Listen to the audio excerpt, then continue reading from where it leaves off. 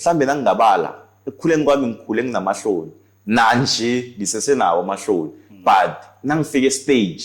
nangifika behind the mic nangifika in front of the camera kusuka konke lokho ngiba ukuthi in a different zone ukuthi nje mhlambe ngisuke ngicabanga umuntu obukeleko ngisuke ngicabanga umuntu olaleleko nomuntu lapho ngicaleko so kuba just a different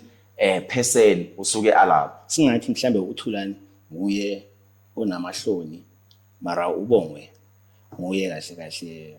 esimbone TV. Ngicabanga njalo ngoba uBongwe engathi ukuthi